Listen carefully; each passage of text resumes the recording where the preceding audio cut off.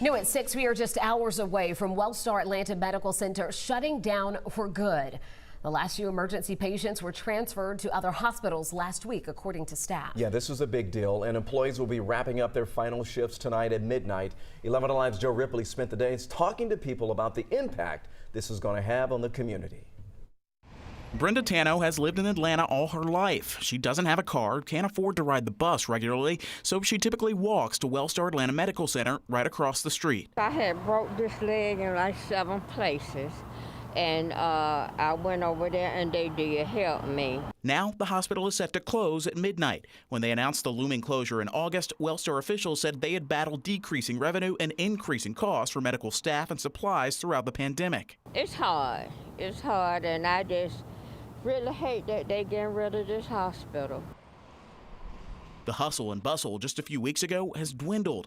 The emergency department already closed a couple of weeks ago, and just a few employees are now working their last shifts at the hospital today. Some employees I spoke with today called the closing of Wellstar Atlanta Medical Center bittersweet. The day they had dreaded for months had finally arrived. People are going to die from this decision, from lack of access to care. Ashley Blackman worked as an ICU nurse at AMC for 6 years. She says former coworkers are heartbroken. The Atlanta Medical Center not only, was the launching point of my career, but was also, my experiences there shaped me as a person. I am who I am today because of Atlanta Medical Center. Atlanta Mayor Andre Dickens has placed a moratorium on redeveloping the property, but that expires in April, and it doesn't change the fact Mary Hooks, Brenda Tano, and many others on limited incomes need help now. When I went and took a mammogram, they said I need to go take more tests, and I can't go back to the hospital because it's closed down.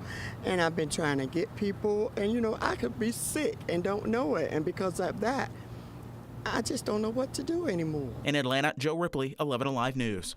The emergency room at Grady Hospital is already seeing an influx of patients as a result of Wellstar AMC closing. The hospital just invented a new program to cut down on ER wait times.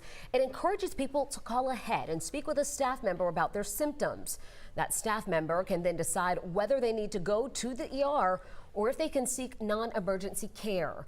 The hotline should be up and running in the next few weeks. Well, we're continuing to follow up with city officials and healthcare systems to see what they are doing to ensure the community's health. You can find all our coverage on 11alive.com.